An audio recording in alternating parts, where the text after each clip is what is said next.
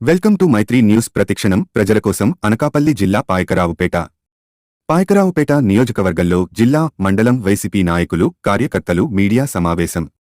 ఈ సమావేశంలో ఉత్తరాంధ్ర ఉమ్మడి జిల్లాల ఎన్నికల పరిశీలకులు అనకాపల్లి జిల్లా వ్యవసాయ సలహా బోర్డు అధ్యక్షుడు చిక్కాల రామారావు మీడియాతో మాట్లాడుతూ తాడేపల్లి నుండి వైసీపీ లెటర్ ప్యాడ్తో నియోజకవర్గ సమన్వయకర్తల జాబితా విడుదల అయ్యిందని తప్పుడు వార్త ప్రచారం జరిగిందన్నారు. పాయకరావుపేటలో ఎమ్మెల్యే బాబురావుకు పార్టీ అధిష్టానం వద్ద మంచి గుర్తింపు ఉందన్నారు. అలాగే YCP party social media in charge Sajjala Bhargav నియోజకవర్గ సమన్వయకర్తలను నియమించారని వార్త అవాస్తవం అని ఖండించారు. టీడీపీ నాయకులు ఎన్ని రకాలుగా మా కార్యకర్తలను తప్పుదోవ పట్టించాలని చూసినా వైసీపీ పార్టీ అధిష్టానంకు కట్టుబడి మా కార్యకర్తలు అందరూ కలిసి పనిచేస్తామని తెలిపారు. ఆయన వెంట జిల్లా ప్రచార కమిటీ అధ్యక్షులు దగ్గుపల్లి సాయిబాబా, జడ్పీటీసీ లంక సూర్యనారాయణ, ఎంపీటీసీలు, సర్పంచులు, నాయకులు, కార్యకర్తలు తదితరులు పాల్గొన్నారు.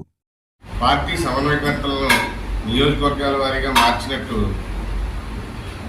వచ్చినటువంటి ప్రకటనను కేంద్ర పార్టీ కార్యాలయంలో కూడా అది ఫేక్ అని, అలాగే నిన్న సాక్షి టీవీలో కూడా ఫేక్గా అది ఎవరిచ్చారో అనేది తెలియదు, ఇది పార్టీ నుంచి ఇచ్చినటువంటిది కాదని చెప్పి క్లియర్గా చెప్పడం జరిగింది. ఒక పార్టీ లెటర్ హెడ్ మీద మా నాయకుడు జగన్మోహన్ రెడ్డి గారు నిర్ణయం తీసుకోకుండా తీసుకున్నట్టు ఇటువంటి తప్పుడు ప్రచారం చేసినటువంటి వాళ్ళ మీద కఠిన చర్య తీసుకోవాలని, అలాగే జగన్మోహన్ రెడ్డి గారు ఏ నిర్ణయం తీసుకున్నా జగన్మోహన్ రెడ్డి గారి యొక్క నిర్ణయానికి కట్టుబడి ఉంటామని, అలాగే గొల్ల బాబురావు గారు పార్టీ పెట్టిన దగ్గర నుంచి పార్టీకి విధేయుడిగా, జగన్మోహన్ రెడ్డి గారి యొక్క అనుచరుడిగా పార్టీని పెట్టిన దగ్గర నుంచి కూడా అంటుపెట్టుకున్నటువంటి వ్యక్తికి అన్యాయం జరగదు. ఎందుకంటే జగన్మోహన్ రెడ్డి గారికి ఒక పేటెంట్ ఉంది, ఏంటంటే నమ్ముకున్న వ్యక్తులకి ఎట్టి పరిస్థితుల్లో అన్యాయం చేయరని. మేమందరం కూడా పాయకరావుపేట నియోజకవర్గం నుంచి జగన్మోహన్ రెడ్డి గారు తీసుకున్నటువంటి ఏ నిర్ణయానికైనా కట్టుబడి ఉంటామని, అలాగే ఇటువంటి ఫేక్ వార్తల్ని ఖండిస్తున్నాం.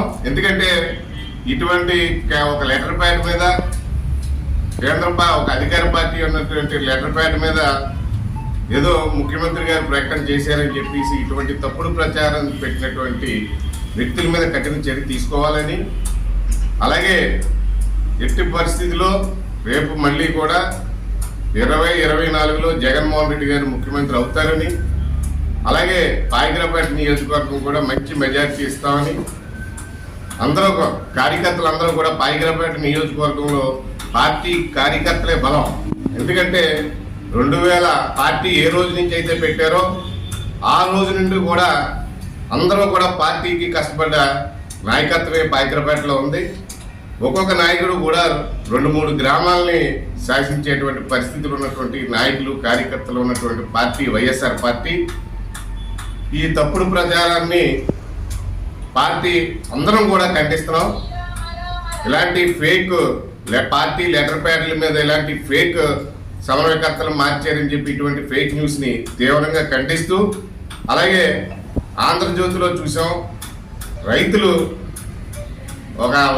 జనసేన పార్టీ వారు రైతులు చాలా ఇబ్బంది పెడుతున్నారు ఆర్బీకేల వల్ల. అసలు వాళ్ళకి మాట్లాడే నైతికత కూడా లేదు. ఎందుకంటే రైతాంగాన్ని ఆదుకున్న ప్రభుత్వం ఏదన్నా ఉందంటే ఆనాడు రాజశేఖర రెడ్డి గారు, ఈవేళ జగన్మోహన్ రెడ్డి గారు.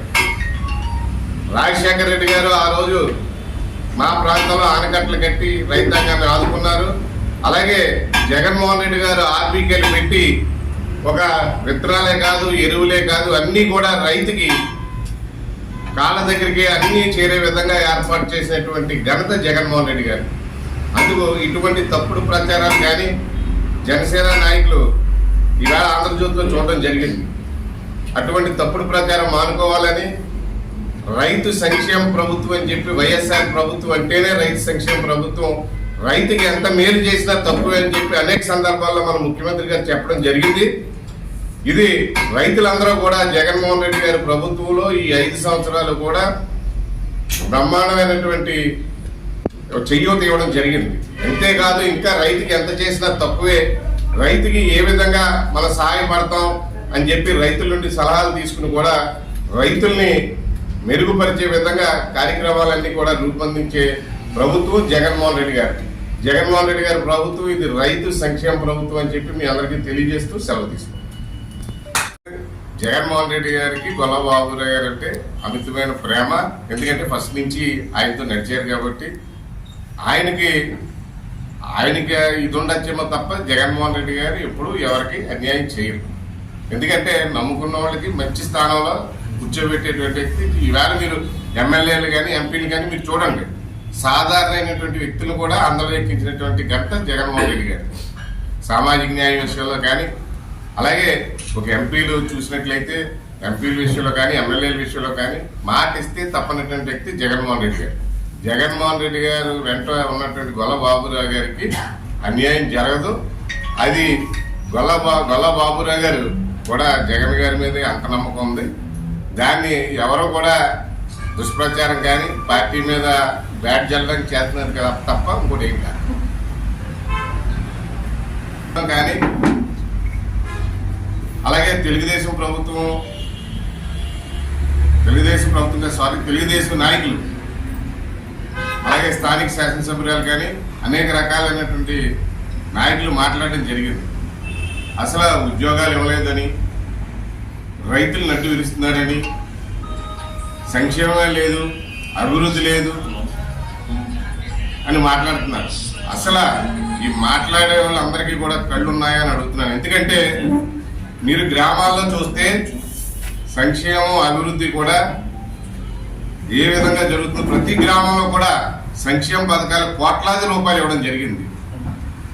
ఆ రోజు చంద్రబాబు నాయుడు గారి మేనిఫెస్టోలో బాబు వస్తే జాబ్ వస్తుందని, మీరు ఎవరు కూడా అక్క జిల్లాలో ఎవరు బ్యాంకులో ఉన్నాయి అన్ని కూడా విడిపించొద్దు, నేను వచ్చి విడిపిస్తానని చెప్పడం కానీ, అలాగే రైతు రుణమాఫీ చేస్తానని కానీ ఎన్నో రకాలైనటువంటి హామీలు ఇచ్చి ఏ ఒక్క హామీని నెరవేర్చినటువంటి వ్యక్తి చంద్రబాబు నాయుడు గారు. మీరు మాట్లాడే నైతిక హక్కు లేదని, ఎందుకంటే ఏ రోజైతే ముఖ్యమంత్రిగా ప్రమాణ స్వీకారం చేశారో జగన్మోహన్ రెడ్డి గారు, ఆ రోజు నుండి కూడా ఇచ్చినటువంటి మేనిఫెస్టోని అమలు చేసినటువంటి భారతదేశ చరిత్రలో ఒక జగన్మోహన్ రెడ్డి గారు అని చెప్పి తెలియజేసుకుంటూ, అలాగే యువతకి అనేక రకాలైనటువంటి ఉద్యోగాలు, గ్రామాల్లో ఖాళీ ఉండకూడదని వాలంటీర్ని తీసుకొచ్చి వాళ్ళకి స్టైఫండ్ కింద 5,000 ఇచ్చి, అలాగే ఒక సచివాలయాలు ఏర్పాటు చేసి సచివాలయంలో ఉన్నటువంటి ప్రతి గ్రామంలో కూడా 4-5 అసిస్టెంట్లు పెట్టి ఇంతమందికి అవకాశం కల్పించినటువంటి జగన్మోహన్ రెడ్డి గారి మీద తప్పుడు ప్రచారం చేస్తున్నటువంటి వాళ్ళు అసలు మీకు కళ్ళు ఉన్నాయని అడుగుతున్నాను. ఎందుకంటే ఇటు సంక్షేమం, ఇటు ఆరోగ్యం, అలాగే ఇటు విద్యాపరంగా ఈవేళ స్కూళ్ళు కానీ నాడు నేడు స్కూళ్ళు ఏ విధంగా డెవలప్ అయ్యాయని చెప్పి మీరు ఏ గ్రామంలోకి వచ్చినా మేము ఓపెన్ ఛాలెంజ్ గా నిలబడతామని చెప్తున్నాం. ఎందుకంటే గతంలో తెలుగుదేశం ప్రభుత్వంలో ఈ మెయిన్ రోడ్డు శంకుస్థాపన చేయడం జరిగింది మంగళపూడి అనిత గారు, అలాగే మాసేపేట సచివాలయం రోడ్డు కూడా శంకుస్థాపన చేసి శిలాఫలకాలు వేసారు తప్ప ఈవేళ గొల్లబాబురావు గారి ఆధ్వర్యంలో ఇటు మెయిన్ రోడ్డు కానీ అలాగే ఇటు మాసేపేట సచివాలయం రోడ్డు కానీ పని చేసి చూపించినటువంటి ప్రభుత్వం జగన్మోహన్ రెడ్డి గారి ప్రభుత్వం. ఇటు రైతాంగం కానీ ఈ ప్రభుత్వం రైతు మహిళా సంక్షేమ ప్రభుత్వం. ఎందుకంటే పథకాలన్నీ కూడా మహిళల పేరు మీద పెట్టి మహిళలు ఆర్థికంగా ఎదగాలి, మహిళలు బలపడాలి, మహిళలు బాగుంటుంది, రాష్ట్రం బాగుంటుంది, ఆ కుటుంబం బాగుంటుంది అని చెప్పి నమ్మినటువంటి వ్యక్తి జగన్మోహన్ రెడ్డి గారు. కాబట్టి పథకాలన్నీ కూడా మహిళల పేరు మీద పెట్టడం జరిగింది. ఏ వర్గాన్ని చూసుకున్నా సరే, ఏ కులాన్ని చూసుకున్నా సరే ఇటువంటి ప్రభుత్వం ఎక్కడా లేదు. ఎందుకంటే చిన్నపిల్లవాడి దగ్గర నుంచి మధ్య వయసు దగ్గర నుంచి ఇటు ముసలోళ్ళ దగ్గర వరకు కూడా అనేక రకాలైనటువంటి సంక్షేమ పథకాలు ఆలోచించి వయసుతో చిన్నపిల్లలకైతే అమ్మఒడి, అలాగైతే 45 ఏళ్ళు అయితే ఆడవాళ్ళకి కాళ్ళు చేతులు అరుగుతాయి అని చెప్పి ఆసరా, అలాగే ముసలోళ్ళ పెన్షను, అనేక రకాలైనటువంటి సంక్షేమ కార్యక్రమాలు చేసినటువంటి భారతదేశ చరిత్రలో ఎవరైనా ఉన్నారంటే జగన్మోహన్ రెడ్డి గారు అని చెప్పి తెలియజేసుకుంటూ సెలవు తీసుకుంటాం.